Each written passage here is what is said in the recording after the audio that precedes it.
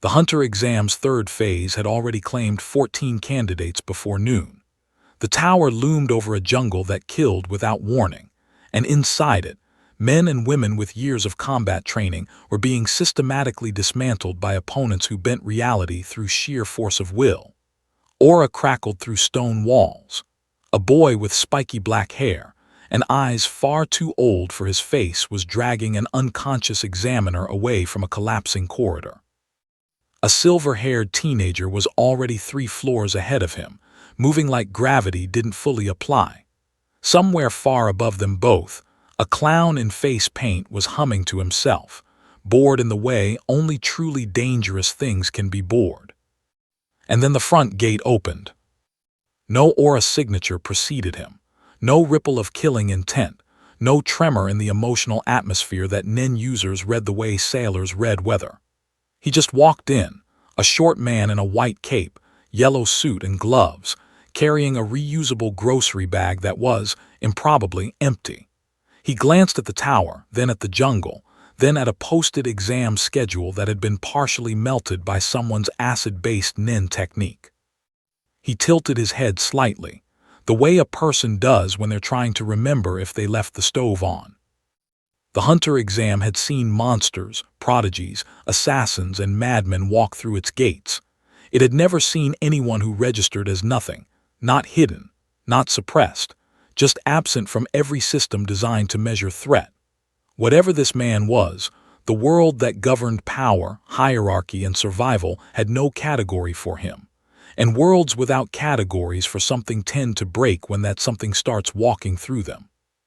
This is only the beginning. And beginning, as it turns out, is the most dangerous thing he'll do here.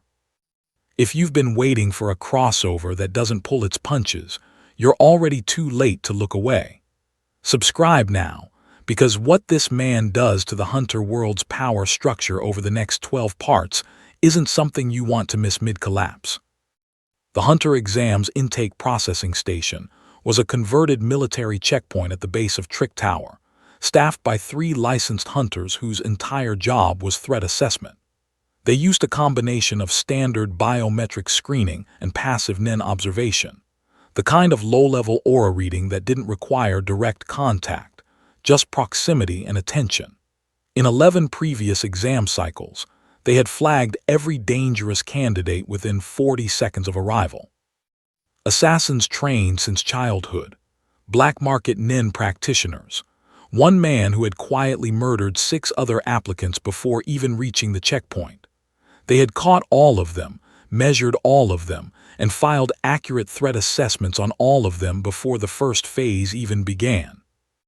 The man in the yellow suit walked up to the desk, set down his empty grocery bag, and smiled in the polite, slightly distracted way of someone who had arrived at a government office expecting paperwork. The 3 assessors looked at him. Then they looked at each other. Then they looked back at him because the passive Nen reading they were running had returned something their instruments had never produced before, a clean 0, not a suppressed reading. Not an artificially flattened aura signature, which they knew how to recognize because trained assassins did that constantly. Just nothing, as though the space the man occupied was simply unoccupied by anything their systems understood as measurable. His name was Saitama. He had found the exam listing in what he'd assumed was a local community bulletin, sandwiched between a lost cat notice and an advertisement for discounted rice. He had come because the listing mentioned combat evaluation, and he had been, for longer than he cared to think about, extraordinarily bored. He handed over a registration form he'd filled out in pen, in neat but unremarkable handwriting, and waited while the lead assessor stared at the aura reading display with the expression of a man watching his car slowly roll into a lake. The first phase of the exam placed candidates in a survival maze built into the jungle surrounding Trick Tower's base, and Saitama walked into it the same way he walked everywhere, hands in pockets, pace unhurried, eyes scanning his surroundings with mild curiosity rather than tactical analysis. Around him, other candidates were already sorting themselves into the quiet hierarchies that form whenever dangerous people share a confined space. clusters of 2 and 3, moving carefully, reading each other through the subtle language of aura. A heavy-set man near the eastern corridor was broadcasting killing intent so dense it had caused 2 nearby candidates to physically back away without understanding why. Saitama walked past him, paused to look at an interesting rock formation on the tunnel wall, and kept moving. It was Gon who found him first, or more accurately, it was Gon who came sprinting around a blind corner and nearly ran directly into him. Gon pulled up short, hands raised in automatic combat posture, and then stopped, because the man in front of him had not reacted at all. No defensive shift, no aura flare, no instinctive withdrawal. He had simply turned his head and said with the tone of someone remarking on mild weather, "Oh, careful, the floor's uneven back there." Gon stared at him. Killua, who had materialized from the shadows of an adjacent passage with the silent efficiency of someone who had been trained to kill before he could read, was doing something different. He was not attacking. He was watching, head slightly tilted, with an expression that Gon recognized as the one Killua wore when something was confusing him in a way he found professionally uncomfortable. Because Killua could feel aura the way most people felt temperature, and the man standing in front of them had none. And yet the air around him felt wrong in a way Killua couldn't name, like standing next to a wall that shouldn't be load-bearing but clearly was. "What's your nin type?" Killua asked, because it was the most direct question available. Saitama looked at him with mild interest. "My what?" The maze shuddered. Somewhere in the eastern corridor, the heavy-set man with the killing intent problem had apparently decided to test it on a structural support column. The column lost. Saitama glanced toward the sound of falling stone with the expression of someone mildly annoyed that their commute has been delayed, and then began walking in that direction, not because he had any particular plan, but because that was where something was happening, and something happening was better than nothing. Killua watched him go and said nothing for a long moment. Then he said quietly to no one in particular, "That man has no aura, none, and I don't think he knows what that means." The columns remained settled into dust. The exam continued around its own disruption, and Saitama kept walking, grocery bag swinging gently, toward whatever was making the interesting noise. The man who had destroyed the support column was named Bodoro in the exam records, but the other candidates had already started calling him something else in the whispered shorthand that spreads through dangerous groups. They were calling him the Wall, because in 3 separate corridor encounters over the past 40 minutes, he had walked through nin-reinforced attacks without slowing down, absorbing strikes that would have liquefied bone in ordinary people, and responding with a single open palm technique that sent his opponents skidding across stone floors like discarded furniture. He was an enhancer, the assessors had noted during intake, the straightforward, overwhelming category of nin user who takes power and makes it more powerful, who hits harder because they have decided, on some fundamental level, that hitting harder is the correct solution to most problems. He was, by every available metric, the most physically dangerous candidate in this exam cycle, and he knew it, and the knowing had settled into his posture like ballast. He was mid-swing when Saitama walked around the corner. The swing was aimed at a candidate who had been foolish enough to hold her ground, a thin woman whose nin technique involved hardening her forearms to the density of compressed steel, which was impressive, and had been working well for her until this particular moment, because Bodoro's enhanced strike was going to exceed her defensive threshold by a considerable margin. She had already accepted this. Her eyes were closed. And then the strike stopped, not blocked, not deflected, just stopped, because Saitama had stepped between them and caught Bodoro's fist in one gloved hand with the casual, slightly distracted energy of someone catching a door before it closes on them. The sound it made was not dramatic.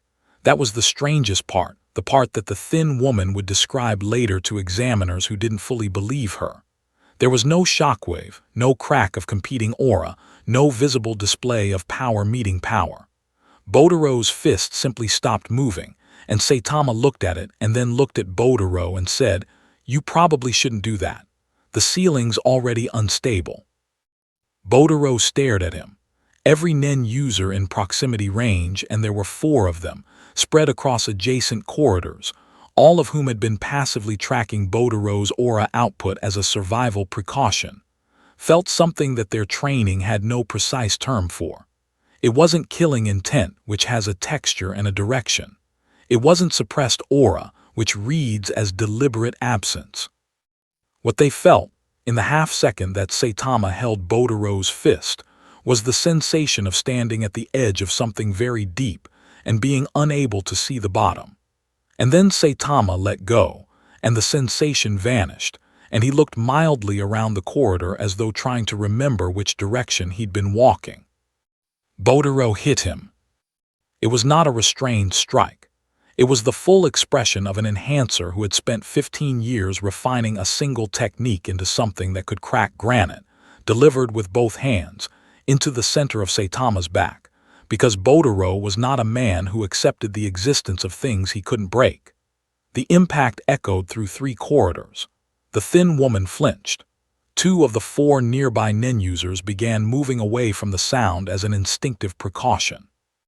Saitama stumbled forward half a step, caught his balance, and turned around with the expression of someone who has just been tapped on the shoulder in a way they found slightly rude. He said. Botaro's hands were broken.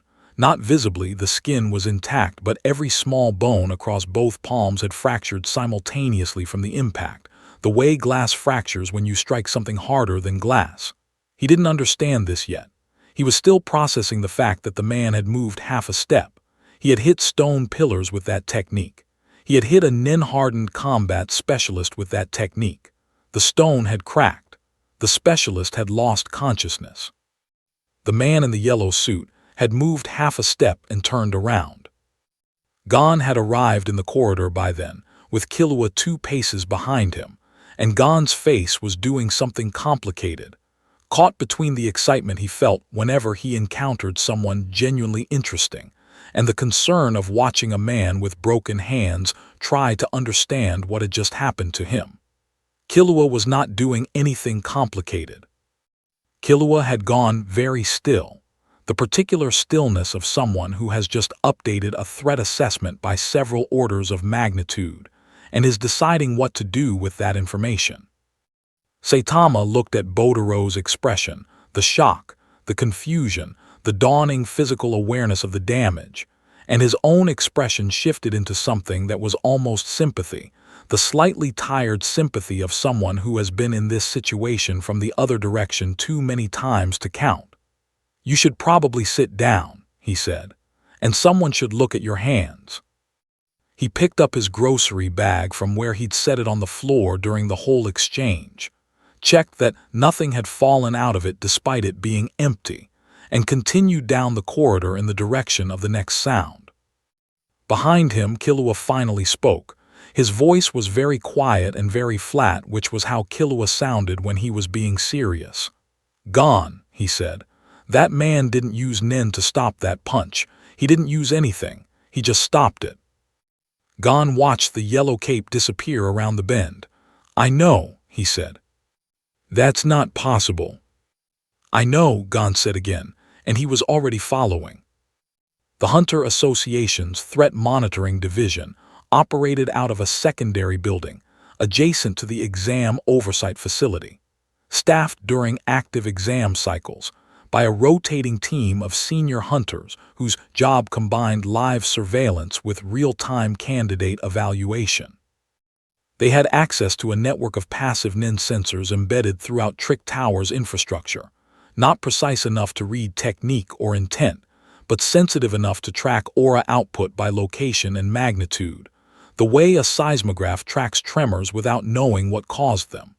The system had been running continuously for 9 exam cycles and had never once produced a reading it couldn't categorize. It produced one now. The senior analyst on duty was a woman named Chimera, a 3-star hunter with a background in Nen classification research, which meant she had spent the better part of a decade developing frameworks for understanding power signatures that didn't fit standard categories. She was looking at a display that showed candidate aura outputs as colored thermal gradients across a floor map of the maze, and in the middle of that map was a white space, not blank, not unread, but actively white, the way a screen goes white when the input it's receiving exceeds the display range on every axis simultaneously. She had been staring at it for 4 minutes. "Run the calibration check again," she said to the technician beside her. "Third time," he said, "systems functioning correctly." "Then tell me what that white space is." He pulled up the raw sensor log, scrolled through the numbers, and stopped. "It's not an absence of signal," he said slowly, working through it as he spoke. "It's a signal that's too large to display, but it's not registering as aura. It's registering as something the sensor architecture wasn't built to measure." He paused. "It's like trying to weigh something on a scale that only goes to 100 kilograms and the thing you're weighing is—" He stopped again. "Is what?" Chimera asked. He didn't finish the sentence because there wasn't a good way to finish it, so he just pointed at the white space on the map and let it speak for itself. The incident report from the maze reached the oversight desk 11 minutes later, filed by the exam proctor who had been monitoring Bodero's sector. The report noted that candidate number 403, a man registered under the name Saitama, occupation listed as hero, freelance, city of origin listed as Z-City, which appeared in no Hunter Association geographic database, had physically stopped an enhancer's full power strike with one hand, sustained a retaliatory double palm nin technique to the back without visible injury or aura output, and then continued through the maze at a leisurely pace while the attacking candidate suffered bilateral hand fractures from the impact of his own technique rebounding through his bones. The proctor had flagged the report as Priority 1, which was the highest classification available, and had added a personal note at the bottom that read, "I don't know what this candidate is, but I don't think the exam was designed for him." Chimera forwarded the report up the chain within 30 seconds of reading it. The chain, in this context, led to a man named Beans, the administrative secretary of the Hunter Association chairman, who received Priority 1 escalations and decided which ones warranted waking the people at the top of the organizational structure. Beans read the report twice, looked at the attached sensor data, and then sat very quietly for a moment before picking up the communication line to the chairman's office. The chairman at the time was Netero, Isaac Netero, the most powerful nin user alive by most credible assessments, a man who had spent decades at the absolute ceiling of human capability and knew precisely what that ceiling felt like from the inside. He received Chimera's sensor data, read the proctor's incident report, and looked at the white space on the display map for a long time without speaking. Then he said, with the particular lightness of a man who uses humor to process things that genuinely interest him, "Well, that's new." What happened next was not standard procedure, because standard procedure had no category for this situation. Netero did not order the candidate removed from the exam. He did not dispatch a containment team or issue a threat assessment protocol. Instead, he leaned back in his chair with the expression of someone who has just discovered an unexpectedly interesting problem, and he told Beans to flag the candidate's progress through every subsequent exam phase and report it directly and immediately, bypassing all intermediate review layers. Because Netero had spent his entire life measuring himself against the boundaries of what was possible, and the sensor data in front of him was not describing something that operated within those boundaries. It was describing something that existed outside them entirely, and that was the most interesting thing that had happened to Isaac Netero in a very long time. Down in the maze, Saitama had found a vending machine that someone's nin technique had partially melted, examined it with mild disappointment, and then continued toward the next corridor. He was starting to think this exam was less about combat than the listing had implied, and he was trying to decide whether that was a good thing or not. He hadn't decided yet. He kept walking.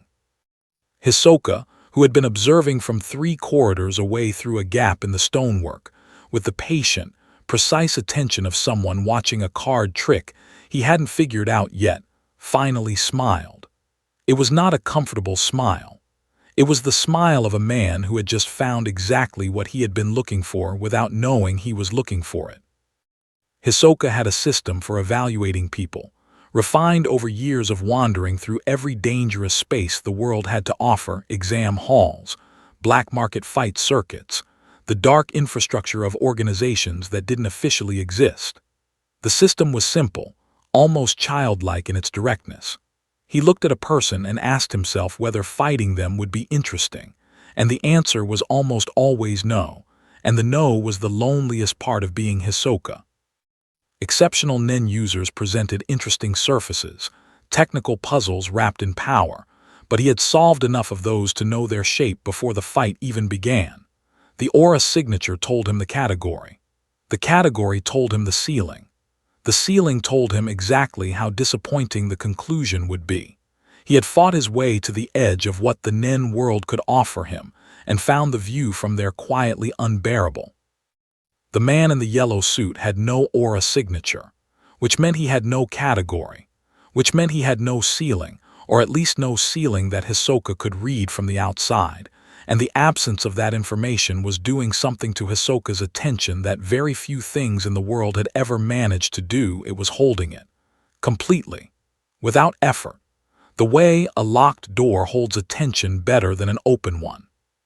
He found Saitama in the maze's upper corridor system, in a section where 3 different candidate groups had converged and were in the early stages of a complicated multi-party standoff, everyone reading everyone else's aura and calculating angles.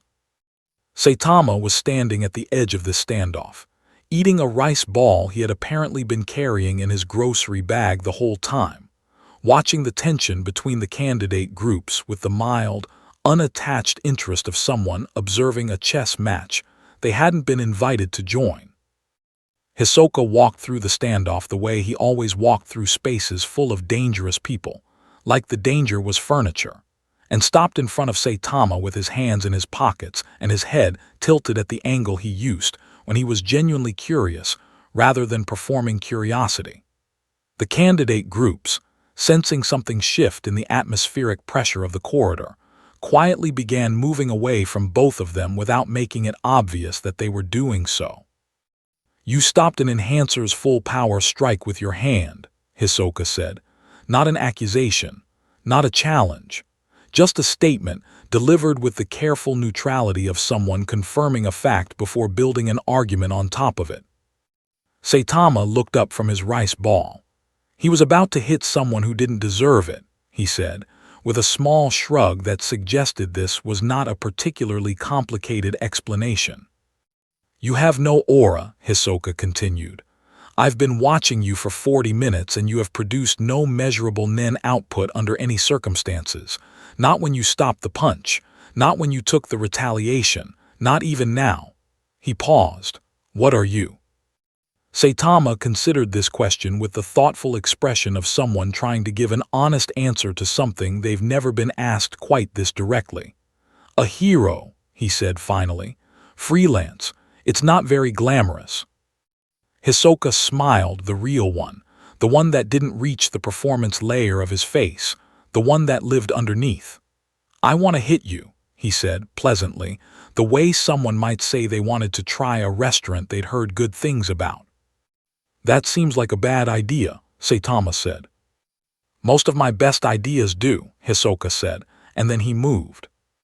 The technique he used was not his opening gambit against serious opponents.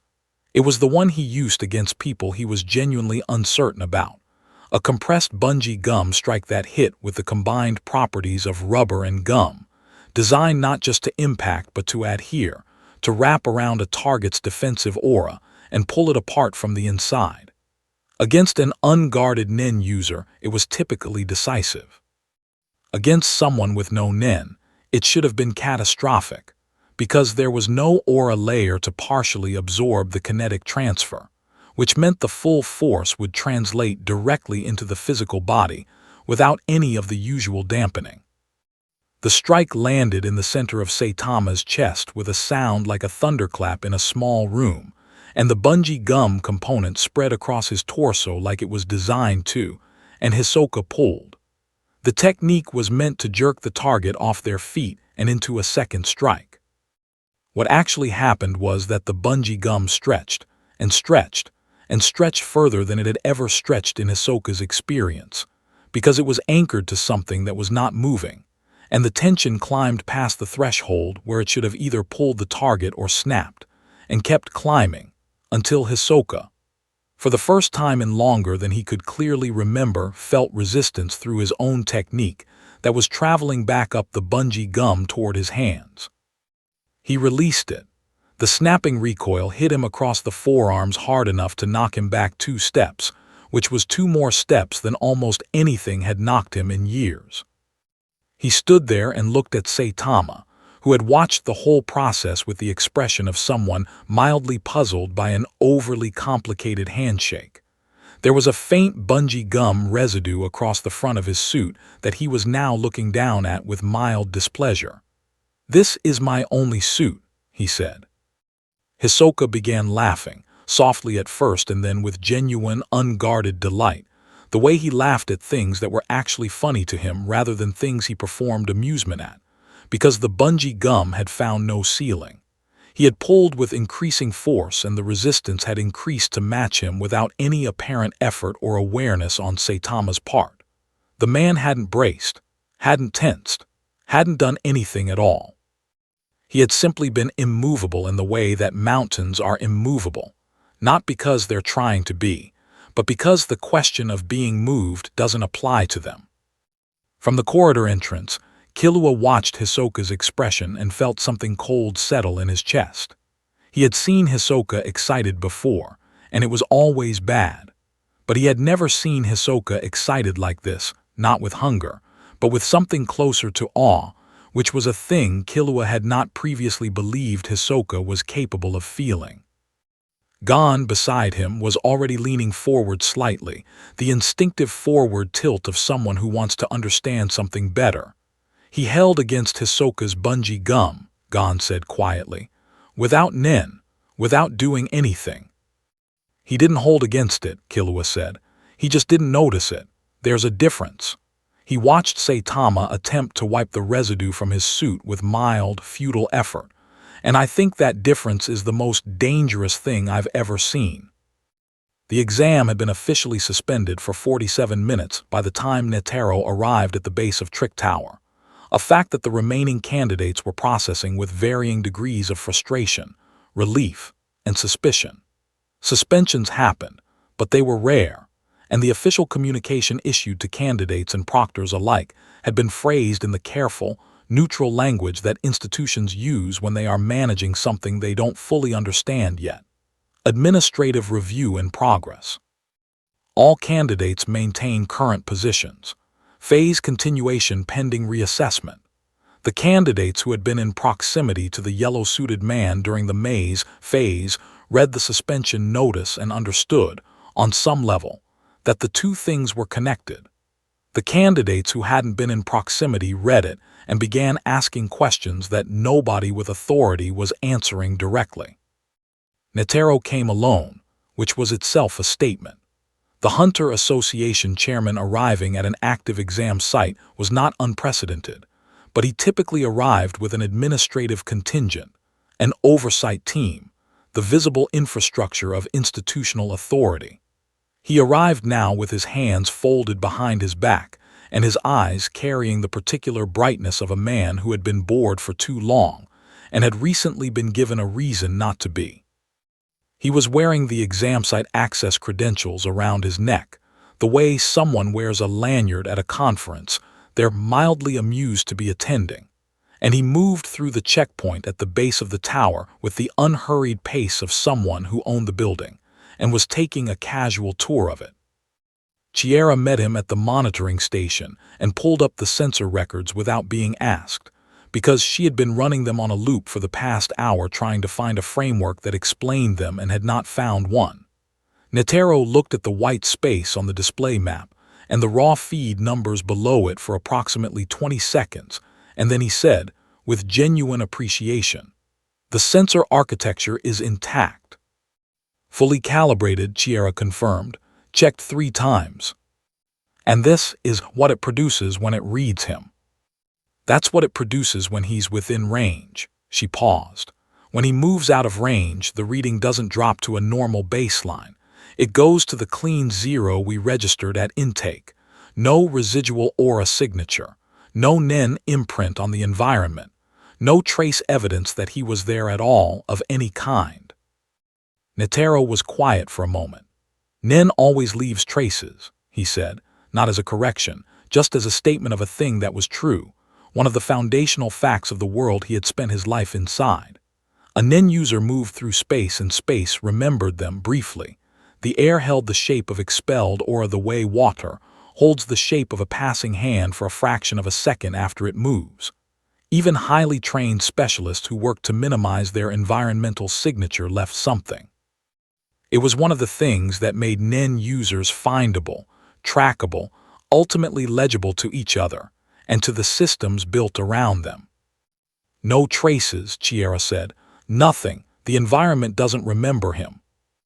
Netero asked where the candidate was currently, and Chimera pointed to the white space on the display, which had migrated from the maze's upper corridor section toward a rest area on the tower's 2nd level.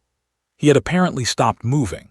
The sensor system was producing its overwhelmed display reading from a stationary position, which meant he was sitting still somewhere in that sector, and the system was still unable to process what it was reading. Netero walked up to the 2nd level the way he walked everywhere, which was with a speed and ease that made his age invisible, and found Saitama in the rest area sitting on a bench with his grocery bag beside him, looking at the ceiling with the expression of someone who was not thinking about anything in particular. 2 exam proctors were stationed at the entrance to the rest area with the careful body language of people who had been told to observe and not engage, which they were doing with visible discomfort. Netero sat down on the bench beside Saitama without announcing himself, without preamble, without the weight of institutional authority that he could deploy when he chose to. He sat down the way an old man sits down next to a stranger on a park bench, settling his weight with a small, comfortable exhale, and looked at the same ceiling that Saitama was looking at. "You've caused quite a disruption," Netero said pleasantly. "I haven't done much," Saitama said, which was true and also the most clarifying thing he could have said because it was not false modesty. He genuinely had not done much. He had stopped a punch, taken a punch, and held against a Nen technique, all without particularly trying, and the exam had suspended itself around those 3 unremarkable facts. "That's rather the point," Netero said. He turned to look at Saitama directly, and the look he gave him was the one he reserved for things that genuinely required his full attention. Not aggressive, not challenging, just completely present. The gaze of a man who had spent a century learning to see things accurately and was now applying that skill at full capacity. "My organization has systems for measuring power," he said. "Those systems have handled everything I've put in front of them for 40 years. They've measured things I didn't think were measurable. What they're producing when they try to read you is not a measurement. It's a failure mode." Saitama looked at him. "Is that a problem?" "For the systems, yes," Netero said. "For me," he paused, and the pause had the quality of a man choosing honesty over institutional framing. "For me, it's the most interesting thing that's happened in quite some time." He folded his hands in his lap. "What do you want from this exam?" Saitama thought about it with the honest consideration he gave to most questions. "I was bored," he said. "I thought there might be strong opponents, something worth fighting." He glanced around the rest area, taking in the suspended exam, the nervous proctors, the visible weight of an institution reorienting itself around his presence. "It's been pretty quiet so far." Netero was silent for a moment. Then he began laughing, quietly, with the genuine amusement of someone who has just received an answer they weren't expecting but should have been. because the most dangerous thing in the room was sitting on a bench being mildly disappointed by the lack of interesting opponents, and the most powerful man in the Hunter Association's history was finding this, against all reasonable expectation, deeply funny. "I think," Netero said, when the laughter had settled, "that we should have a conversation about what comes next." He looked at Saitama with that complete, unhurried attention, "because I suspect the exam is no longer the most relevant thing happening here." Outside the tower, the jungle was quiet. Inside the monitoring station, every sensor pointed at the second-level rest area was producing the same overwhelmed white display it had been producing since intake. The systems were still trying to find a category. The systems were still failing, and the chairman of the Hunter Association was sitting on a bench next to the reason why, trying to decide how to have a conversation with something the world he had built had no language for. The emergency session of the Hunter Association's senior committee convened 12 hours after Netero's bench conversation with Saitama, in a secure meeting room at the organization's central administrative facility. The session was classified at the highest internal tier, which meant that the 14 people in the room were the 14 people in the world with sufficient clearance and seniority to discuss what was being discussed, and all 14 of them had read the sensor data, the incident reports, and Netero's personal field assessment before sitting down. The field assessment was 3 paragraphs long, which was unusually brief for a document of its classification level, and its final paragraph read, "Standard evaluation frameworks are not applicable. Threat classification systems are not applicable. I recommend we suspend the instinct to categorize and focus instead on understanding. These are different activities, and confusing them at this stage will produce bad decisions." The committee did not entirely take this advice, because committees are not built for suspending instincts. They are built for categorizing, and so they spent the first 40 minutes of the session attempting to fit what they knew about Saitama into existing frameworks, and producing, systematically, the same result the sensor systems had produced: failure modes rather than measurements. The classification debate was led by a hunter named Pariston Hill, whose political instincts were as refined as his nen abilities, and who had a talent for steering institutional conversations toward conclusions that served his interests while appearing to serve everyone's. Pariston argued, smoothly and with the surface reasonableness that characterized all his arguments, that the absence of measurable nen in a combatant of demonstrated physical capability was not without precedent. There were historical records of individuals who had achieved exceptional physical conditioning through non-nen disciplines, whose strength exceeded normal human parameters without entering nen territory. The committee should consider whether this candidate represented an extreme case of that category before escalating to more disruptive classifications. Chimera, who had spent 12 hours with the sensor data and was not in the mood for smooth surface reasonableness, said flatly that the sensor failure was not consistent with a high physical conditioning reading. High conditioning produced a low but present aura reading, because living bodies always produce some aura. The white space failure mode was what happened when the system encountered something that was not producing aura in any detectable form, while simultaneously generating physical effects that exceeded the scale of anything the system had been designed to measure. These two facts in combination did not describe a category of human capability. They described something for which no category existed. Pariston smiled the way he smiled at inconvenient facts, which was warmly and without acknowledgement of their inconvenience. "Then perhaps," he said, "we should focus on what we can control rather than what we can't measure." What the committee could control, it turned out, was access. They could not measure Saitama. They could not categorize him. They could not place him in any evaluative framework the association had developed across its institutional history. But they could, in theory, manage the boundaries of his interaction with the hunter world, what spaces he entered, what information he accessed, what elements of the association's infrastructure and membership he came into contact with. They could, in theory, treat him as a containment problem rather than a classification problem, which was a reframe that several committee members found comforting, because containment was a thing the association knew how to do. Netero listened to this line of reasoning for approximately 10 minutes before interrupting it, not with institutional authority but with the specific weight of someone who has direct observational data that the room lacks. I sat next to him for 20 minutes, Netero said.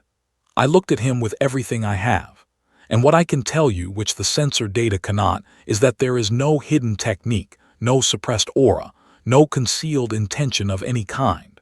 The absence is genuine. He is not hiding. He is simply not what our systems were built to read. He paused. And I can also tell you that attempting to contain something you cannot measure is not a strategy. It's a hope. And hope is not sufficient here. The committee was quiet for a moment. Then what do you propose? Pariston asked pleasantly. I propose we pass him, Netero said. We grant him a hunter license on the basis of demonstrated capability, which is, after all, what the exam is designed to evaluate. And then we watch, and we learn, and we develop the frameworks we currently lack before we make decisions that require them. He looked around the table.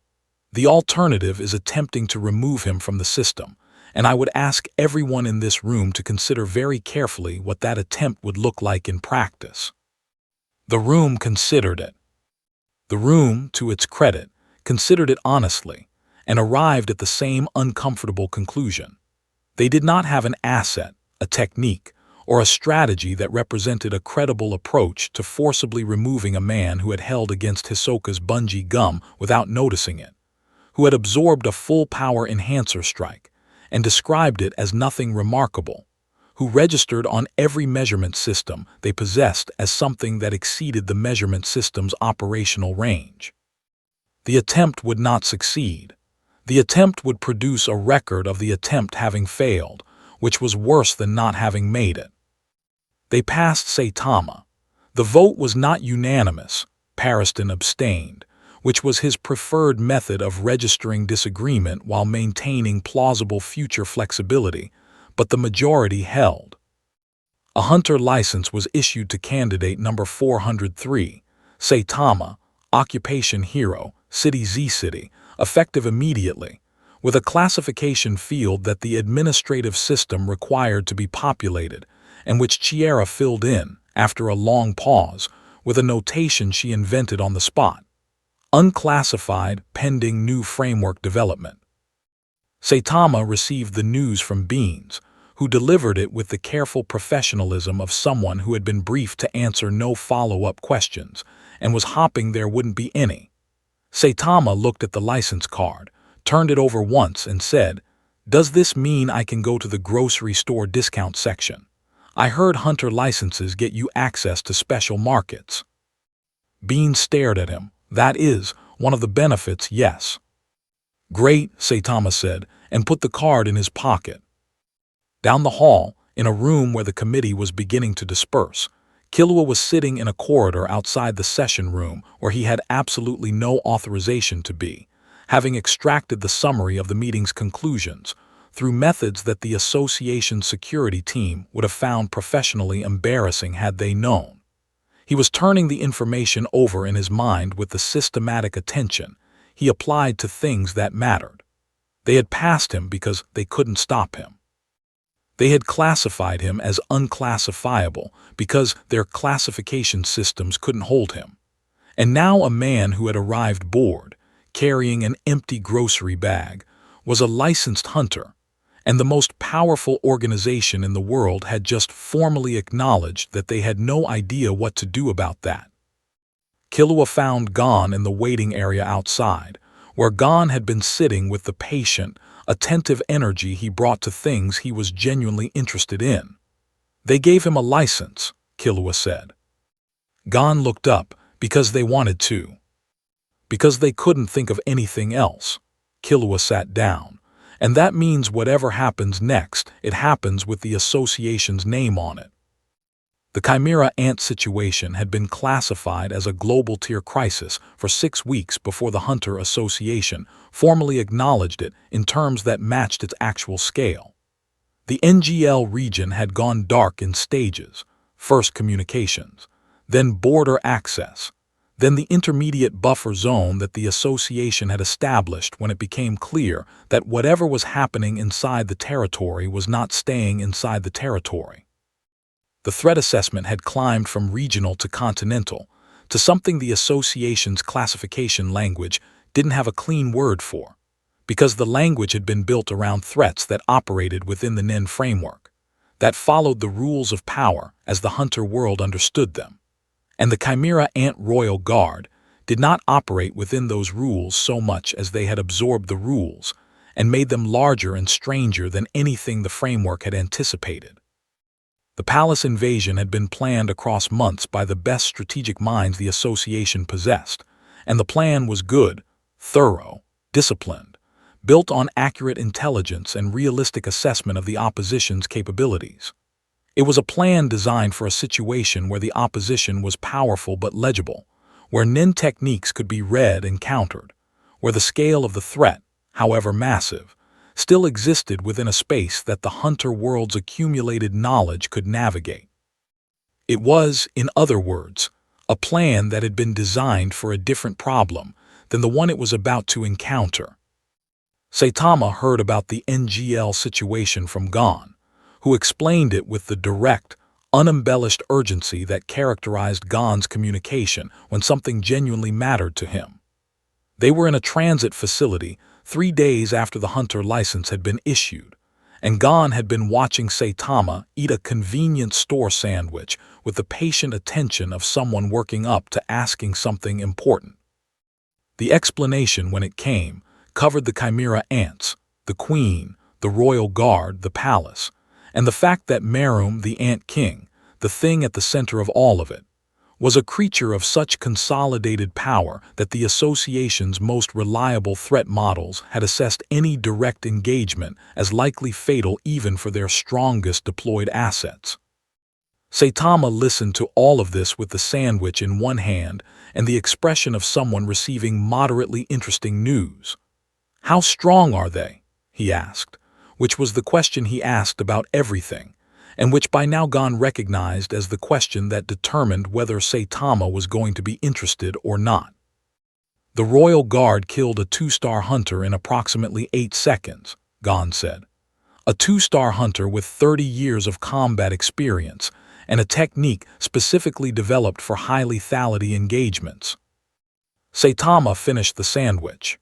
"Huh," he said, which was the sound he made when something had moved him from not interested to mildly interested, and which Gon had learned to treat as meaningful signal. The association had not invited Saitama to the palace invasion, because the association was still in the early stages of understanding that the category of things it could invite Saitama to, and the category of things Saitama ended up doing, were related only by coincidence. He came because Gon came, and Gon came because Gon was Gon, and the palace invasion's careful strategic choreography absorbed both of them the way a river absorbs tributaries, continuing in its direction, but changed slightly in volume and character by the addition. The outer perimeter of the palace was held by mid-tier Chimera Ants, soldiers whose NEN capacity already exceeded anything a non-specialist human combatant could manage, whose hybrid physiology made them faster and more durable than the human baseline from which the Queen had constructed them. They were, by the standards of the world they existed in, extraordinary. The first squad of them encountered the palace invasion's advance team at the palace's eastern approach, and the engagement was immediate and serious. Aura crackling against aura in the dark, the specific devastating grammar of high-level NEN combat filling the air with light and force, and the sounds of the environment failing to contain what was happening inside it. Saitama walked through the eastern approach from a different angle, because he had taken a wrong turn somewhere in the approach path's final kilometer and had been navigating by the direction of the sounds. He came around a low stone wall and found himself in the middle of the perimeter engagement, and the 3 Chimera Ant soldiers who were closest to him turned and registered his presence with the instant comprehensive threat assessment that their hybrid biology enabled. They read his aura. They found nothing. They attacked.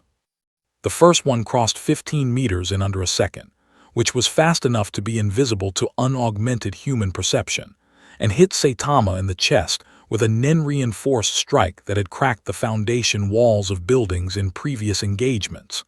Saitama moved back half a step, caught his balance, and looked at the Chimera Ant with the same mild, slightly tired expression he had given Bodoro in the maze.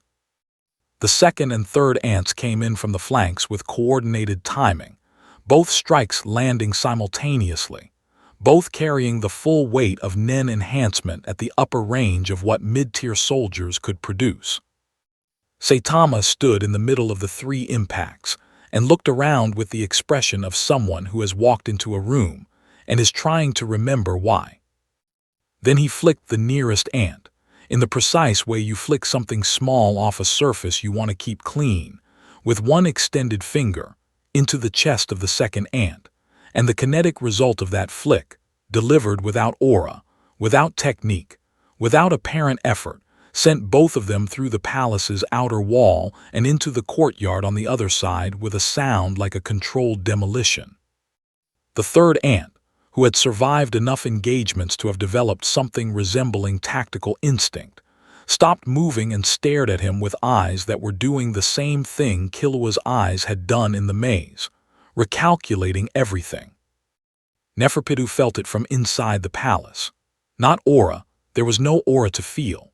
What Neferpitou felt was the absence of aura doing something that absences were not supposed to do, which was register.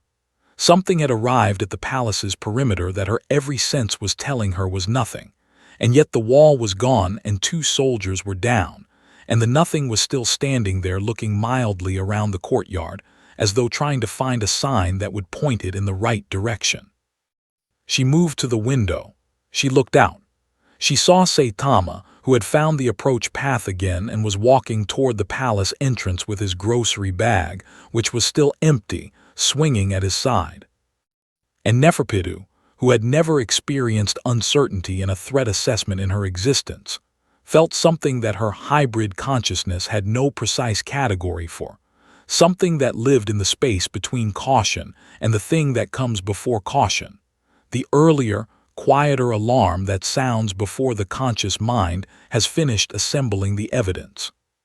She went to find Sheapouf. Sheapouf's first instinct, upon receiving Neferpitou's report, was political rather than tactical, which was characteristic of him. His entire orientation toward the world was filtered through the question of what served Meruem, and his answer to that question was always the same. Meruem should not be disturbed by things that could be handled at a lower level, and the Royal Guard existed precisely to be that lower level. The idea that something might exist which the Royal Guard could not handle at a lower level was not a thought Sheapouf entertained easily, because it implied a ceiling on his usefulness to the king, and Sheapouf had organized his identity around having no such ceiling. So he listened to Neferpitou's description, the absent aura, the wall, the 2 soldiers, the grocery bag, and he processed it through his political filter, and arrived at the conclusion that the correct response was a demonstration. Not a defensive engagement, not a retreat, not an escalation to Meruem's level. A demonstration, delivered by the Royal Guard, sufficient to communicate to whatever this thing was that the palace had a hierarchy, and the hierarchy had a ceiling, and the ceiling was the Royal Guard. And beyond the Royal Guard, there was nothing that a visitor needed to concern themselves with. He went to the courtyard himself, with Neferpitou beside him, because the demonstration required both of them to be unambiguous, and because Sheapouf was, underneath the politics, genuinely exceptional. His scale powder technique capable of mass psychological domination across entire populations, his physical capability in direct engagement placing him comfortably at the upper boundary of what the hunter world had previously considered possible. He and Neferpitou together represented a combined Nen output that had no meaningful precedent in the association's threat records. They were not, in any framework the hunter world possessed, a force that should have encountered resistance. Saitama was in the courtyard examining a decorative stone fixture with mild interest when they arrived. He looked up at them with the same expression he gave everything: open, unhurried, mildly curious. And Sheapoof felt the absence of aura reading hit him the same way it had hit every Nen user who had encountered Saitama so far. As a wrongness in the sensory field, a gap where information should be that the trained mind kept trying to fill and couldn't. "You destroyed part of our wall," Sheapoof said, with the precise, controlled tone of someone who is managing their reaction to something that is bothering them more than they want to admit. "I didn't mean to," Saitama said, which was true.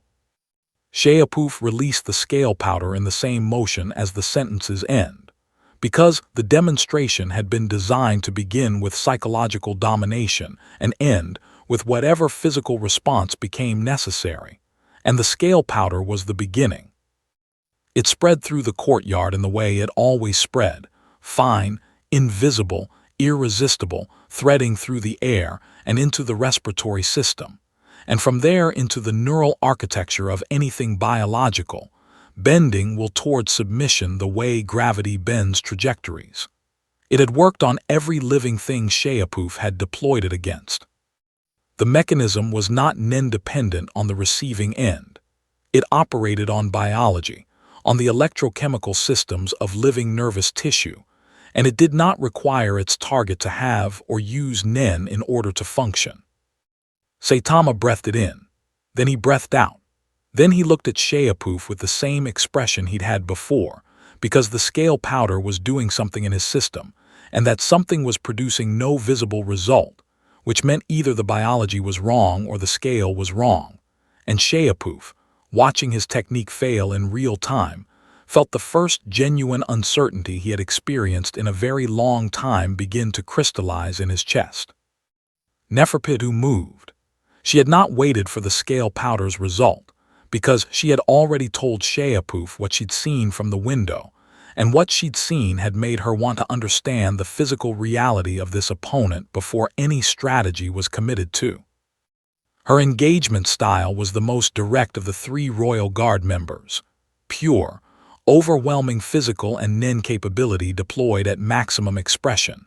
No restraint, no technique-layering, just the full consolidated force of the most physically capable creature the Chimera Ant Queen had produced.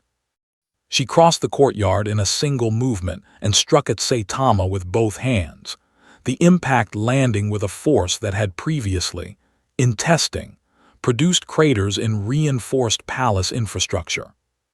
The courtyard stones cracked outward from the point of impact in a radial pattern that extended 12 meters in every direction.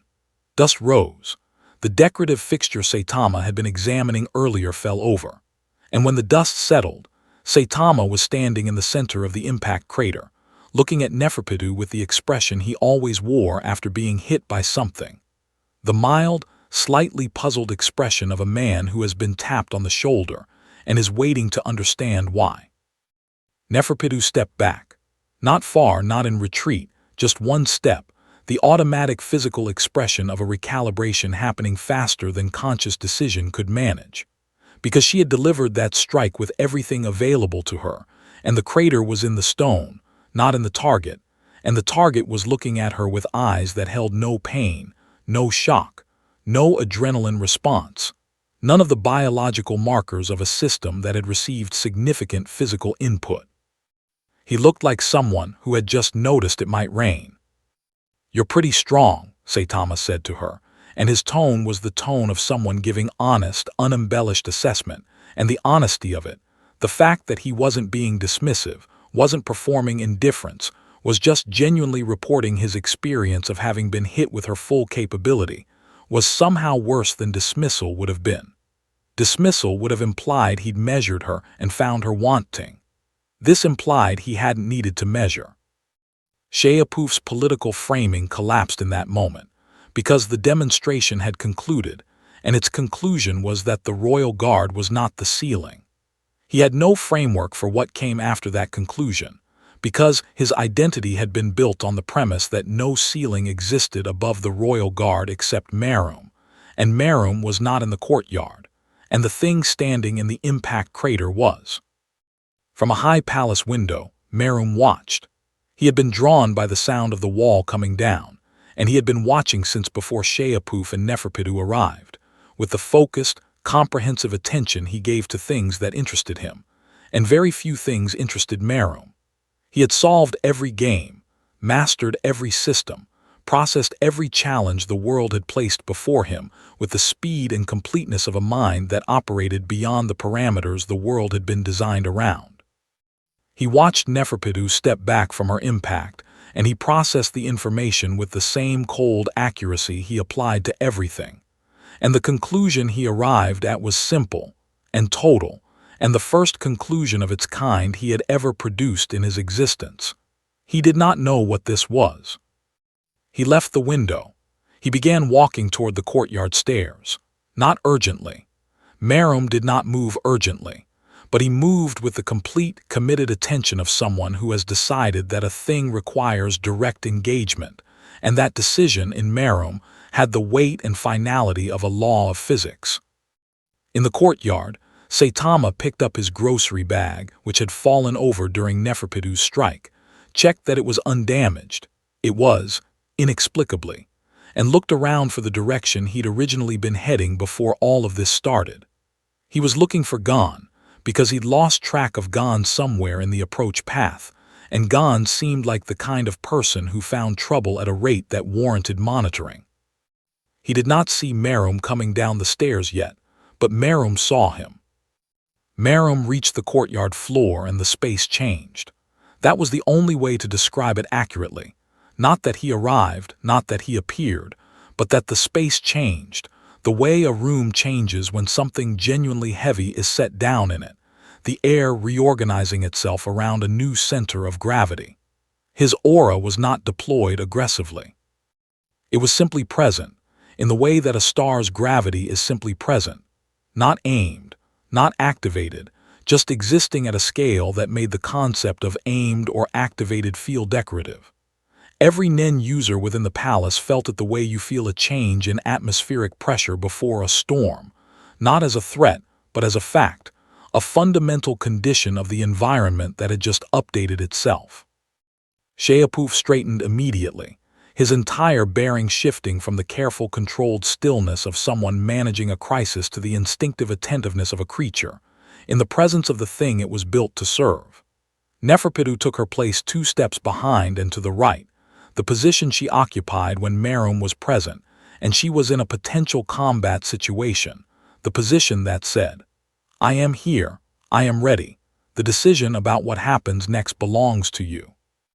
The courtyard, which had been a space of confusion and recalibration 30 seconds ago, resolved into clarity around Meruem, the way iron filings resolve around a magnet. Saitama looked up from the grocery bag he was still examining and saw Meruem crossing the courtyard toward him, and his expression did the thing it did when he encountered something that registered as genuinely interesting. Not excited. Saitama didn't get excited the way most people did, but present in a slightly different way than usual, his attention gathering rather than drifting.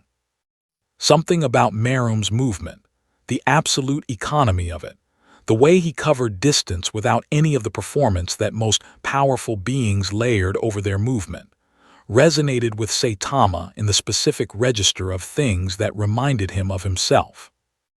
Meruem stopped at a distance of approximately 4 meters, which was the distance he stopped at when he was assessing something rather than destroying it, and he looked at Saitama with the comprehensive, unsentimental attention he had previously applied to games, to Go, to chess, to Gungi, to every system he had mastered by finding the underlying logic and following it to its conclusion faster than the system anticipated. He was looking for the underlying logic now. He was looking for the Nen type, the technique signature, the power source, the thing that explained what his royal guard had just experienced. He looked for 30 seconds, which was longer than Meruem typically needed to understand anything. He found nothing. Not the strategic nothing of a concealed technique. Not the trained nothing of a specialist suppressing their signature. Just nothing, the same clean absence the sensors had produced, the same gap that had defeated every Nen-capable observer who had attempted to read Saitama since the moment he walked through the exam intake gate. The gap was present at Meruem's level of perception exactly as it had been present at everyone else's, which was itself information, because Meruem's level of perception was not a level at which gaps normally persisted. "You have no aura," Meruem said. "It was not a question." "People keep saying that," Saitama said. "I don't know what it means." Meruem processed this. "It means you have no Nen," he said. "No life energy structured into technique. No power system. Nothing that should make you capable of what you apparently did to my palace wall and my royal guard." He paused, with the patience of someone who did not experience impatience because impatience required a gap between expectation and reality, and Meruem had eliminated most such gaps. And yet, Saitama agreed mildly. The silence that followed was the kind that happens between two people who are each waiting to see what the other does next, except that in this case, one of them was doing it for tactical reasons, and the other was doing it because he hadn't decided yet whether this situation was interesting enough to warrant doing anything in particular. Meruem made his decision first, which was characteristic of him, and what he decided was direct engagement, because direct engagement was the fastest path to the information he wanted, and Meruem's relationship with information was such that he was unwilling to take slower paths when faster ones were available. He struck with his tail. The tail strike was not his full capability deployed against a prepared target. It was a calibration strike, the equivalent of tapping a surface to test its density before deciding how to proceed, and its calibration value was approximately what a full capability strike from a Royal Guard member represented in raw output. It was, in other words, the thing that had produced craters in reinforced palace infrastructure when Neferpitou had deployed it, delivered now as a probe rather than an attack, which was a distinction that said more about Meruem's capability ceiling than the strike's absolute value. It connected with the center of Saitama's chest, and the result was a radial crack pattern in the courtyard stones that extended further than Neferpitou's had, the shockwave moving outward at ground level and climbing the surrounding walls, and producing a pressure differential that made the air itself briefly visible as a ring of disturbed atmosphere expanding from the impact point. Sheapuf braced. Neferpitou braced. The palace structure groaned in the specific way reinforced stone groans, when it has received more force than its design anticipated. Saitama moved back one step, caught his balance, looked at Meruem. The step was the same step he had taken with Bodero's punch in the maze, and with Neferpitou's strike in this same courtyard 10 minutes ago. One step, no more, the minimum physical accommodation required by a force that had not been sufficient to do more than require it. And the fact that Meruem's calibration strike and Neferpitou's maximum strike had produced the same result. One step, same expression, same recovery time, communicated something to Meruem that his processing systems assembled instantly, and his emotional architecture, which was not large but was present, received with the specific quality of information that doesn't fit any existing category. He had hit harder than Neferpitou. He knew he had. The courtyard stones confirmed it. The pressure ring confirmed it. And the man had taken the same step back with the same expression and was now looking at him with eyes that held something Meruem had not previously encountered in a direct engagement: patience. Not the patience of someone enduring something difficult. The patience of someone waiting to see if something is going to become interesting. "Your turn, I guess," Saitama said, in the tone of someone who has just let a guess go first and is waiting politely for them to finish so the actual activity can begin. Meruem stood very still for a moment. The stillness was not hesitation. Meruem did not hesitate. It was the stillness of a calculation completing, a conclusion being assembled from all available evidence, and arriving with the total, irreversible weight that Meruem's conclusions always carried. The conclusion was this: the calibration approach was not going to yield useful data, because the calibration's results were not scaling with input in any way that his models predicted, which meant his models were wrong, which meant the situation required a different method. He looked at Saitama with an expression that Neferpitou had never seen on his face before, and which she would spend a long time afterward trying to name, and the closest she could get was attention. Not analysis, not assessment, not the cold, comprehensive processing he applied to games and opponents and systems. Something that looked almost like the thing humans described when they said they had met someone they wanted to understand. "What are you?" Meruem asked. Not the question Sheapuf had been unable to ask. Not the question Hisoka had asked as a preamble to a provocation. The direct question, asked directly, with the full weight of a mind that had never needed to ask it before. Saitama looked at him, and the honest consideration he gave the question was visible on his face, the genuine attempt to find an accurate answer for something he'd been asked before and never fully resolved. "I'm just a guy who got really strong," he said. "It happened gradually and then it was done, and now nothing's ever really hard anymore." He paused, and the pause held something that Meruem's processing, unexpectedly, identified as loneliness, not performed, not strategic, just present in the words the way weight is present in stone. "It's actually kind of boring." The courtyard was very quiet. Meruem said nothing for a long moment, and then, with the inflection of someone who has encountered an unexpectedly accurate mirror, "Yes," he said, "it is." The conversation between Meruem and Saitama lasted 40 minutes, which was 40 minutes longer than any conversation Meruem had previously sustained with an opponent who had just survived a direct physical engagement with him. It happened in the courtyard, both of them standing in the crater field that their brief exchange had produced, while around them the palace invasion continued its complicated choreography. Hunter teams moving through the palace's interior levels, royal guard members deployed to intercept them.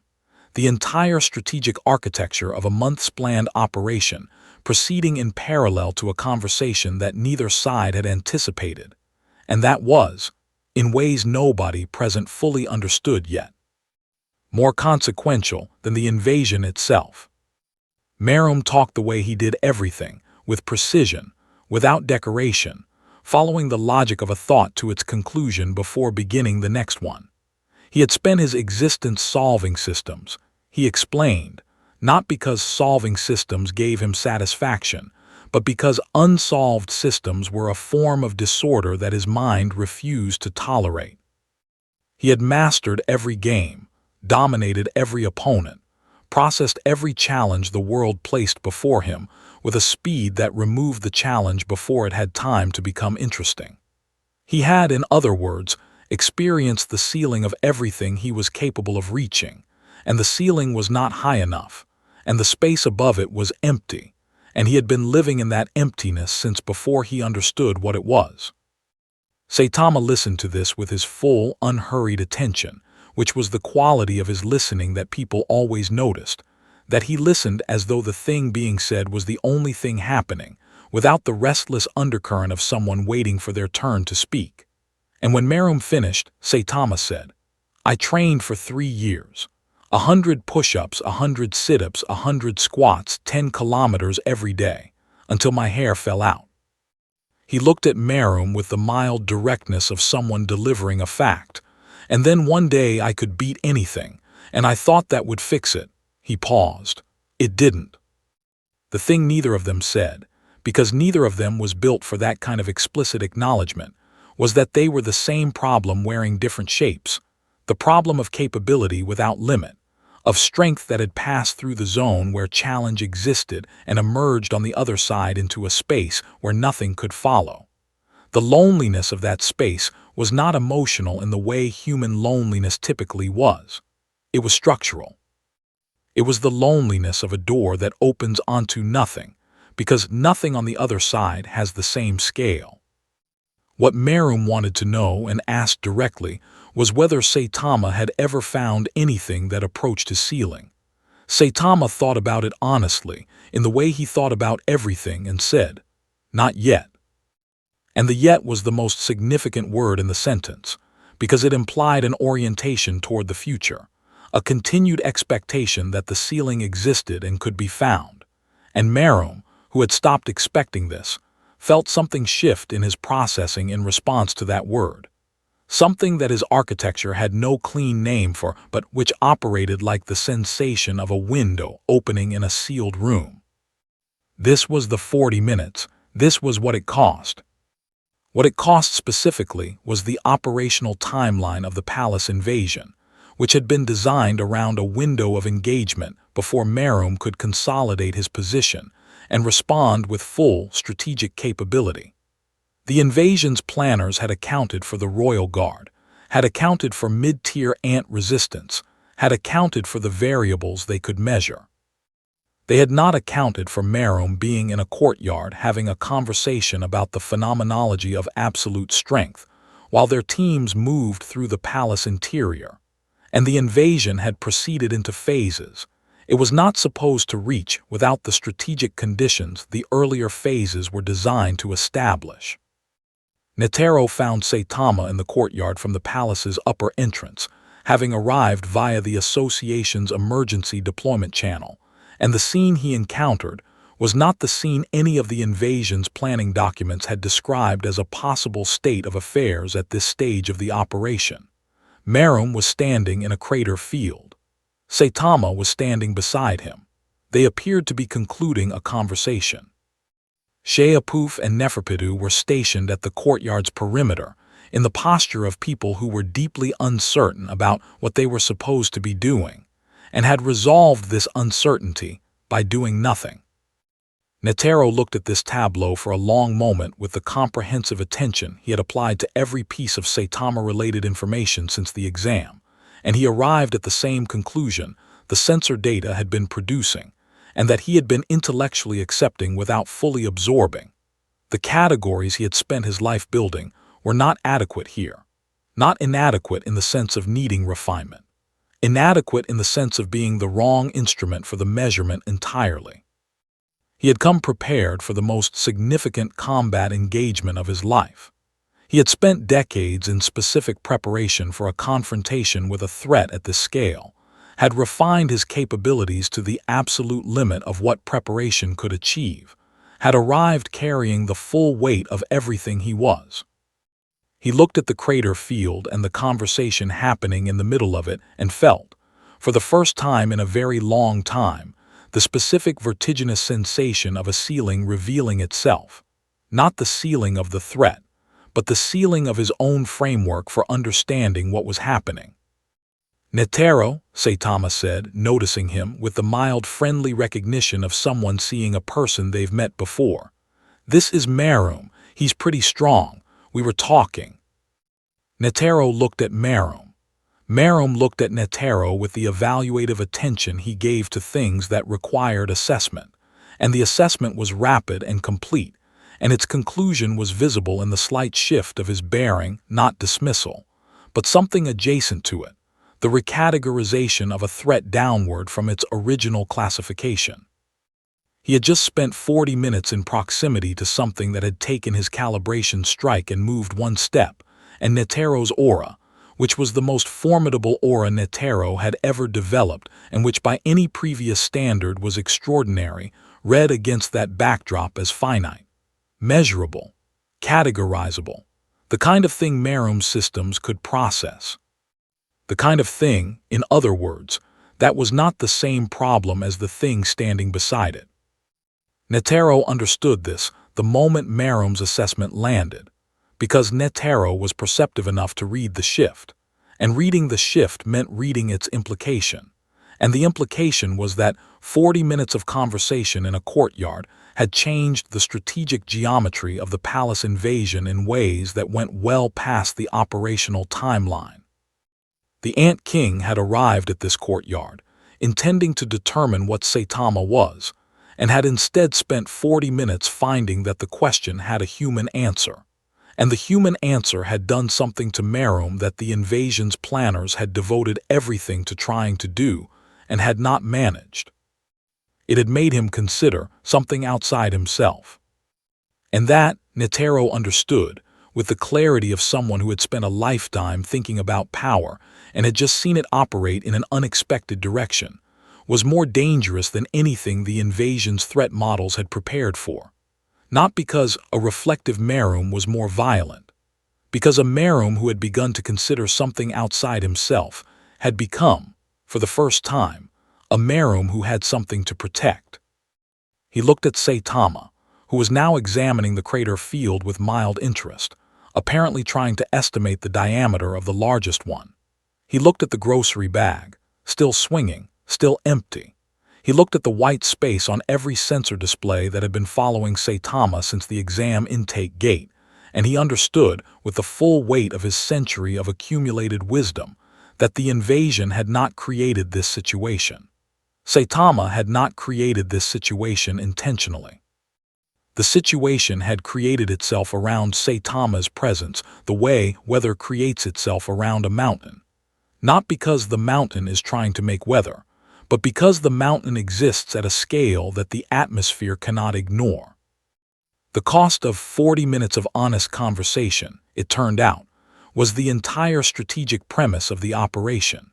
And somewhere in the palace's interior, Gon and Killua were moving through levels that the revised strategic geometry no longer described accurately, toward objectives that the conversation in the courtyard had already made obsolete. The thing about irreversible changes is that they rarely announce themselves as such at the moment they occur. They present as ordinary events, a conversation, a decision, a door opening, and only reveal their nature afterward when you look back at the before and after and find that no path connects them anymore. The courtyard conversation was that kind of change. The 40 minutes had ended, and what remained was not a resumed status quo, but a new configuration of every relevant force, and nobody in the palace, on either side of the invasion's strategic divide, was operating with an accurate map of that configuration yet. Gon reached the palace's upper level with Killua 40 seconds ahead of the association's flanking team, because Gon moved through danger the way water moves through rock, not by force, but by finding every available path simultaneously. And Killua moved with the trained lethal efficiency of someone for whom tactical navigation was a first language. They had been tracking the invasion's revised signals through the palace interior, adapting to the way the operation had fragmented from its planned choreography into something more improvised and urgent. And they arrived at the upper corridor with the specific adrenaline clarity of people who have been in sustained danger long enough for it to become their operational normal. What they found at the corridor's end was not what either of them had prepared for. Neferpitou was there, standing at the threshold of a room where a boy named Kite, Gon's Kite, the hunter who had been his first real connection to the world his father came from, the man whose disappearance had been the axis around which this entire journey had turned, was present, damaged beyond what Nen could repair.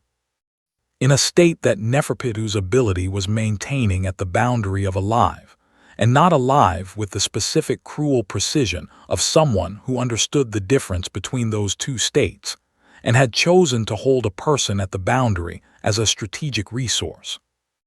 Gon looked at Kite. He looked at Neferpitou.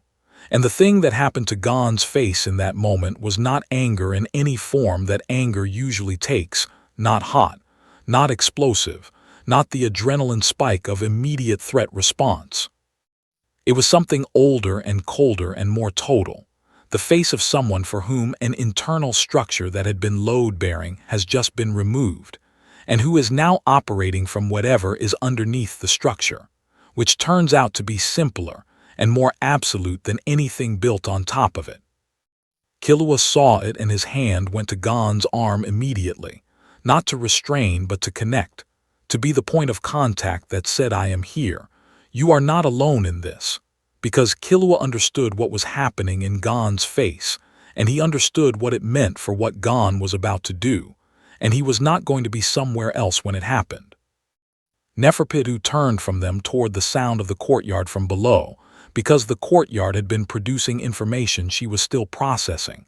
The Saitama situation, Meruem in conversation, Sheapoof's visible uncertainty, and her attention was divided in a way it was not accustomed to being divided. The division was a fraction of a second. Gon moved in that fraction. The engagement was not the engagement the invasion's planners had modeled. Gon was not deploying his standard combat approach. He was doing something that Killua recognized, and that every Nen-capable observer in proximity range felt as a seismic event in the emotional atmosphere. He was pouring everything available to him into a single direction. Not a technique, not a structured Nen application, just the raw, undifferentiated force of a person who has decided that this moment is worth everything, and is delivering on that decision in real time. His aura output climbed past its normal ceiling and kept climbing, past the level Killua had ever seen from him, past the level the invasion's threat models had assigned to him, into a register that the palace's embedded Nen sensors, which were not Hunter Association sensors, but were present, integrated into the structure by the Queen's construction process, recorded and relayed to every ant capable of receiving them. Neferpitou engaged with the full force that the Royal Guard represented, and the collision between Gon's everything and Neferpitou's full capability produced an impact that moved through the palace's upper level like a contained detonation. The structural stone responding to the force differentials by cracking in long radial lines that climbed walls and crossed ceilings, and expressed in the physical environment the scale of what was happening in the Nen space. Saitama heard it from the courtyard. He looked up. He looked at the palace's upper level, where the structural cracking was visible as a progressive pattern moving through the stone, and his expression did the thing it did when something had escalated past the point where staying uninvolved was a reasonable position. It didn't change dramatically, but it became slightly more focused, the mild curiosity sharpening by a degree into something that was adjacent to concern. He picked up his grocery bag and walked toward the palace entrance, not urgently, because Saitama did not have a gear called urgency, but with the committed forward movement of someone who has decided that a direction is correct. Meruem beside him, and the fact that Meruem was beside him, moving in the same direction, was itself the most compressed expression of everything the 40 minutes had produced, said nothing. He moved. He moved toward the sound of his royal guard in engagement, which was what he always did, and the fact that the movement felt different now, carried a different quality of intention than it would have carried an hour ago, was not something either of them commented on. Netero watched them both go. He stood in the courtyard with the crater field around him and the palace entrance ahead of him, and the full weight of everything he had prepared himself for pressing on the moment, and he made a decision that was perhaps the most honest decision he had made in years. He did not follow, not because the situation didn't require him, because the situation had passed through the zone where what he was prepared for was the relevant resource, and he understood this, and acting on that understanding required him to stay where he was and let the new geometry work itself out. The upper-level impact reached its conclusion in a way that left residue in the physical environment, cracks, displaced stone, the specific atmospheric heaviness that follows sustained high-level Nen engagement. Gon was down. Not dead, Killua confirmed this immediately, and with the desperate precision of someone for whom confirming it was the only thing his hands knew how to do, not dead, but past the boundary of what his body could sustain from the expenditure he had made, the aura he had converted from himself to fuel the engagement, leaving him in a state that no immediate Nen application could address. He was breathing. Barely. Killua held him, and the holding was the entirety of what Killua could do in this moment.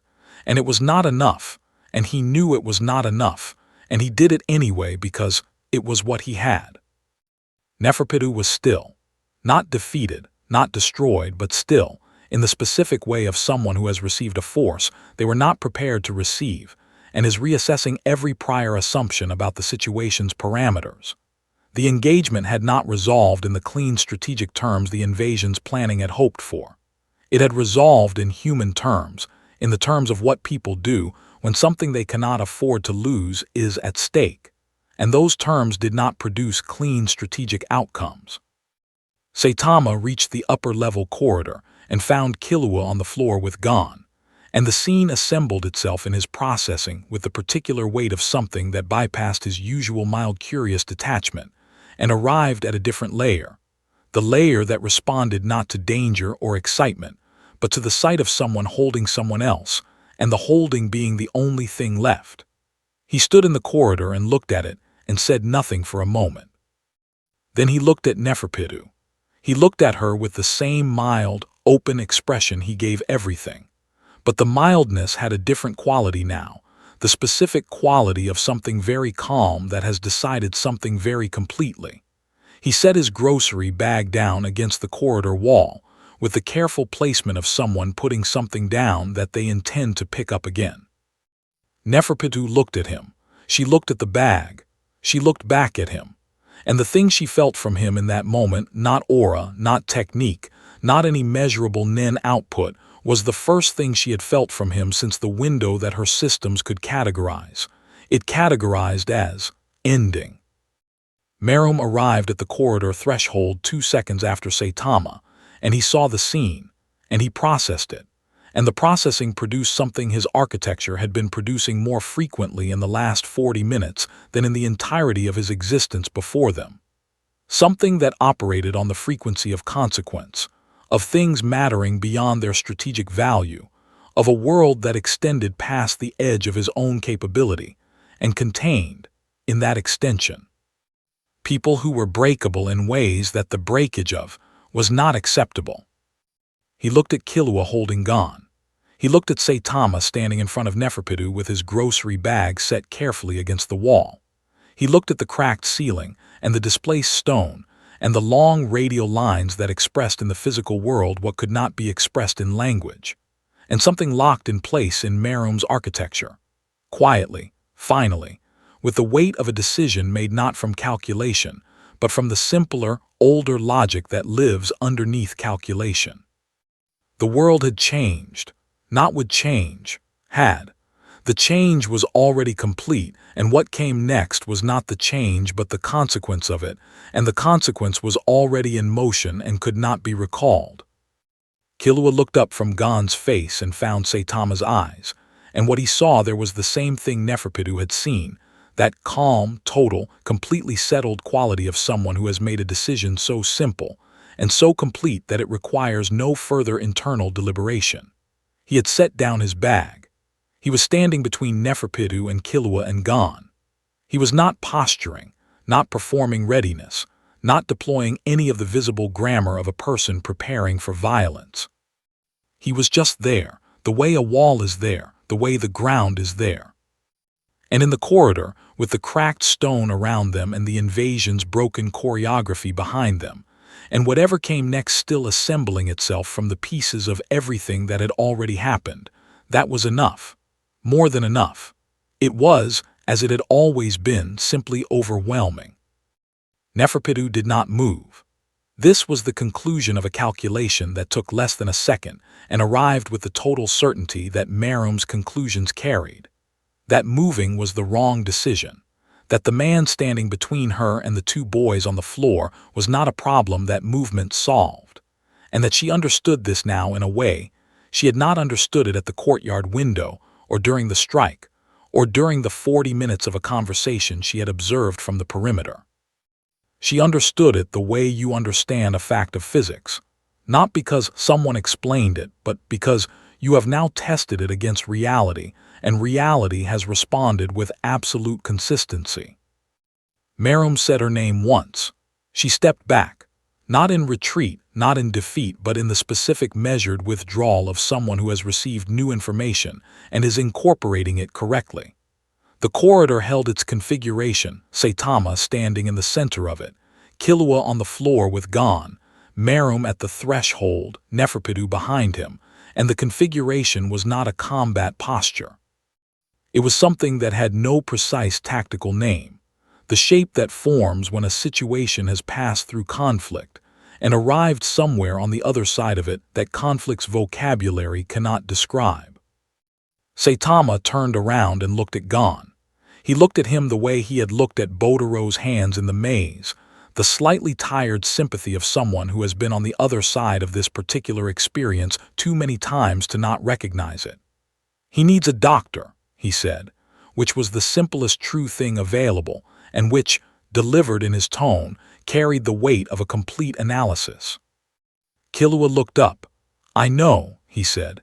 His voice was flat in the way it went flat when he was managing something that, if he allowed it full expression, would prevent him from functioning. "I know where to get one." "Then go," Saitama said. Killua looked at him for a moment, at the man standing in the corridor between him and everything that had just happened, grocery bag against the wall, cape slightly dusty from the courtyard exchange, expression carrying the mild, settled calm of someone who has resolved the situation in the only way it needed to be resolved, and something shifted in Killua's face. Not gratitude, exactly.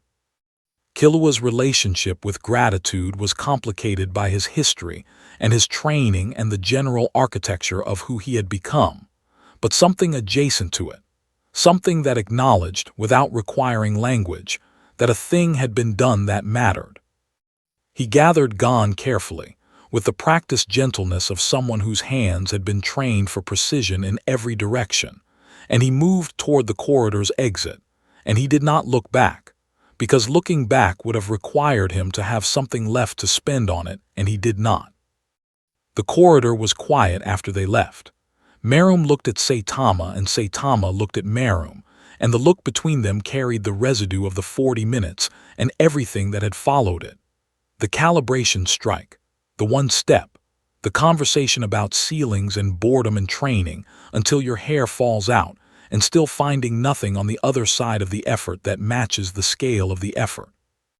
The look carried all of that, compressed into the silence between two people who have no further need to speak, because the speaking has already been done.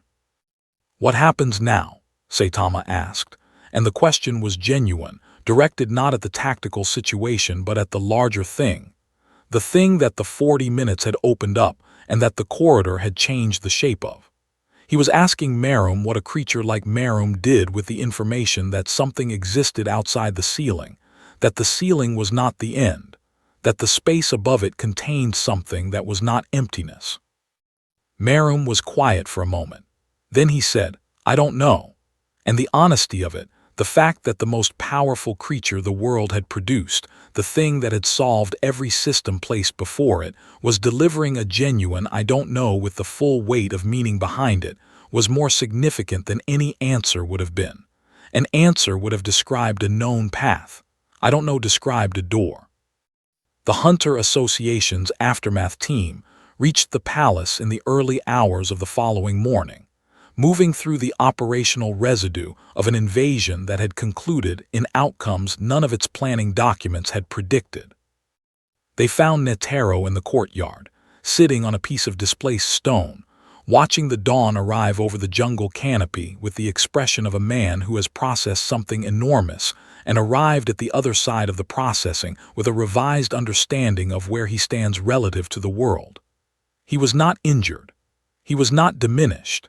He was, in a way that was difficult to articulate in the incident reports that followed, recalibrated. The reports themselves were the most unusual documents the association had produced in its institutional history. They described a palace invasion that had proceeded in fragmented, improvised fashion, and had concluded not with the clean strategic outcome the operation had been designed to achieve, but with a Chimera Ant situation that had been altered at the structural level, not destroyed, not contained, but changed, the way a river is changed when you introduce a new feature to its landscape. The Ant King was alive. The royal guard was present. The immediate existential threat to the surrounding population had de-escalated, not because the ants had been defeated, but because something in the palace had shifted the orientation of the people at the center of it. And that shift was propagating outward through the structure, the way shifts at centers always do. The reports noted, in the careful neutral language of official documentation, managing something it doesn't fully understand, that the de-escalation appeared to be connected to the presence of the hunter license holder, classified as unclassified, pending new framework development, who had been on site during the critical period, and whose interactions with the Ant King during that period were described in witness statements that the Oversight Committee read 3 times each and still could not fully reconcile with their prior understanding of how power operated in the world. Chimera spent 2 weeks after the incident building a new sensor framework, not an upgrade to the existing system, a genuinely new architecture, designed from different first principles, built around the acknowledgement that the existing measurement apparatus had been constructed with an assumption embedded in its foundation that was now demonstrably false. The assumption was that power at any scale was a thing that operated within the Nen framework, that Nen was not one power system among possible others, but the fundamental substrate of exceptional capability, the thing that all exceptional capability was, at root, made of. The sensor data from the exam through the palace incident had produced, collectively, a record of that assumption failing in consistent, reproducible ways across every context it had been tested in. The new framework did not have a measurement for Saitama. It was designed not to need one, because the attempt to measure him had been the wrong activity. It was designed instead to map the effects of his presence, the environmental changes, the behavioral shifts in Nen users around him, the progressive structural alterations in the systems and hierarchies he moved through, and to understand him through his effects the way astronomers understood dark matter through the behavior of the matter around it. You could not see it, you could not measure it directly, but you could map the shape of the space it occupied by watching what the visible things around it did. Pariston reviewed the new framework and said nothing publicly. What he said privately, to no one who was in a position to repeat it, was that the association's fundamental problem was not methodological but categorical, that they were trying to understand a thing that did not exist within the categories the association had been built to manage, and that the response to that situation was not better tools for the existing categories, but the honest acknowledgement that new categories were required. He then spent 6 months quietly reorganizing the association's power structure to position himself advantageously relative to the institutional disruption that acknowledgement would produce, because Pariston was Pariston, and his relationship with honesty was always mediated by his relationship with advantage. Gon recovered. The recovery was not quick, and it was not simple, and it required intervention that Killua obtained through channels that he did not discuss, and that the people who provided the intervention did not ask questions about, because Killua's requests arrived with the specific weight of someone who has decided that an outcome is non-negotiable and has the capability to make that decision felt. Gon woke in a facility that Killua had not left since they arrived, and the first thing he said, with the particular focused curiosity of a person whose fundamental orientation toward the world had not been altered by nearly being broken by it, was, "Where's Saitama?" Killua looked at him. "Gone," he said. "He left after you were stable." "Gone where?" "He said he was going to find the discount market his hunter license gets him into," Killua said, and his voice carried something that was not quite amusement but lived in the same neighborhood, the specific quality of a reaction to information that is both completely characteristic and, in context, completely absurd. He said he'd been meaning to check that out since he got the license. Gon was quiet for a moment. Then he smiled, the real one, the one that operated from the same layer as his forward tilt and his curiosity and his fundamental inability to encounter something interesting without moving toward it. "Of course he did," he said. The world did not return to normal. This was the other thing the reports documented. though not in language that fully captured what it meant. The Hunter Association's classification systems had been permanently disrupted by the failure events the incident had produced, and the disruption was not a bug to be patched, but a structural revelation. The systems had been built on a model of power that the incident had shown to be incomplete, and incomplete models did not repair themselves back to accuracy by patching the surface. The Chimera Ant situation had resolved into a configuration that the association's strategic framework had no precedent for and no clean response to.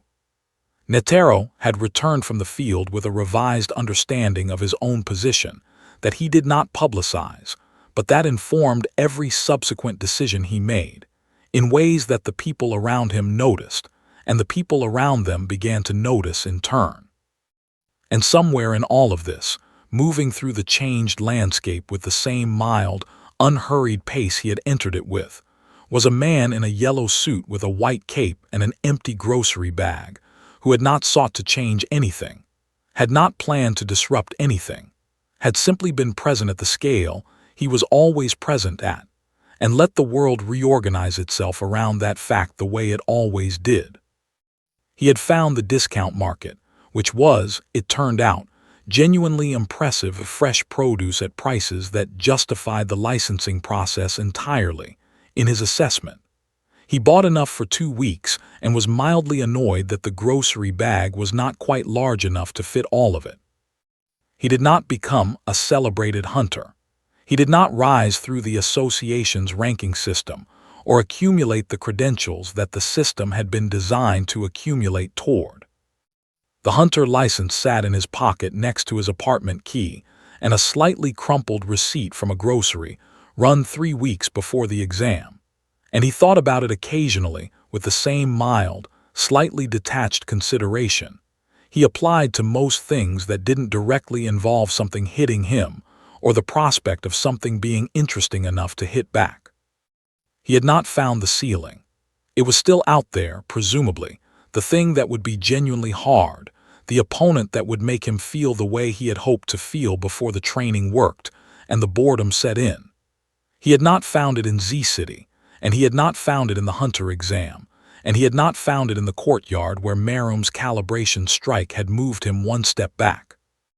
But he had found something he hadn't been looking for, which was a world large enough and strange enough to still occasionally produce a morning where he woke up without being certain what would happen. And that was not the thing he had come here for, and it was not the thing he had been bored without, but it was, in its own quiet and completely unremarkable way, something. He walked home through the market district with his grocery bag full for the first time since he'd arrived, and the city moved around him, and the sensors tracked the white space of his passage, and the world that had been one thing before he arrived continued being the different thing it had become since, and he thought about what to make for dinner. The hunter world would never be the same. He didn't know that. He was thinking about dinner. That was somehow exactly right.